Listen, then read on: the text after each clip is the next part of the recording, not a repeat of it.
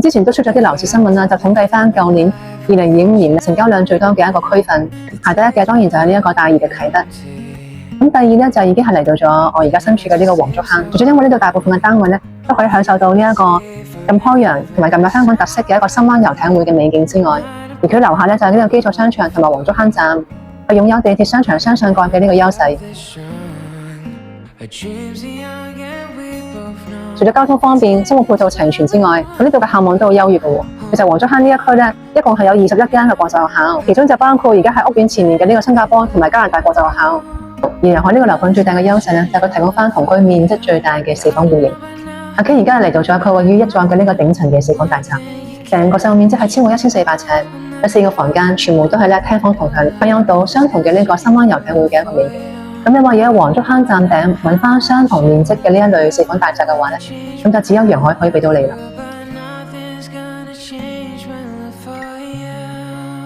呢度係 A 室1400尺嘅4房雙套，而隔離咧就係 B 室，係喺一個實用面積有900尺嘅一個3房套。因為兩個單位購入咗之後咧，可以自行打通翻去啦。設置翻個實用面積足足有2300尺嘅一個大平層。而家港島南路嘅5期咧，係得呢一度係可以俾你買到一個2樓，仲可以自己打通，自行製造翻一個家族大平層。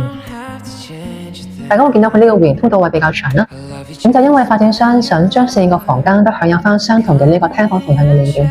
確保翻每一名家庭成員都可以享有到呢一個最靚嘅呢個深灣遊艇會咁靚嘅一個海景。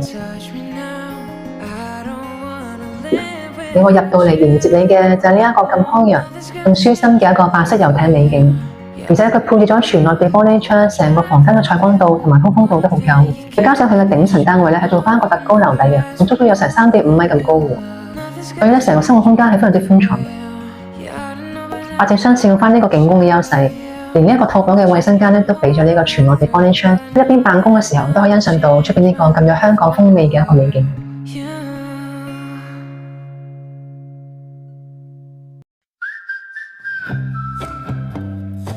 第3個房間，屋企好中意佢呢個窗台嘅設計。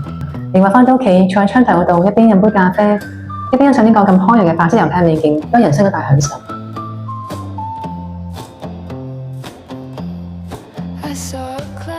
而家嚟到咗呢個亞族重頭戲主人套房，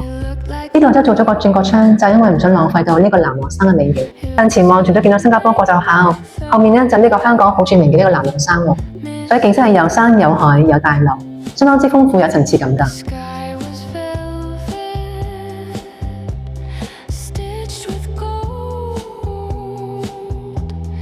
主人套房空間寬敞，可以做到3邊落床。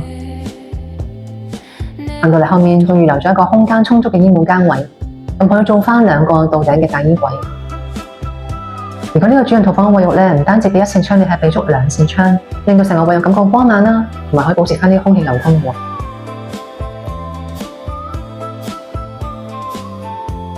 佢個廚房空間都零舍闊落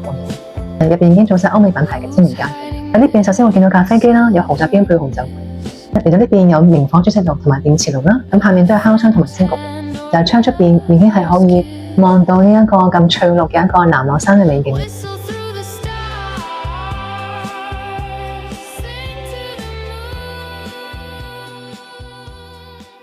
話咁快，阿 K 已經穿過呢個屋苑嘅有蓋行人通道，嚟到咗黃竹坑站。你屋企樓下就有個大型商場，同埋咧有埋一個地鐵站。咁有黃竹坑坐2個站已經可以去到金鐘啦，3個站去到中環，4個站已經可以去到高鐵站。咁無論你話北上去做生意或者去旅遊咧，都非常之方便嘅。港島南路5期嘅貨尾所剩無幾啦。揾翻呢一區全新嘅現有嘅話咧，真係把握住後嘅入市良機啦。今日介紹嚟到呢一度，希望大家繼續支持我嘅頻道啦。下次再見啦，拜拜。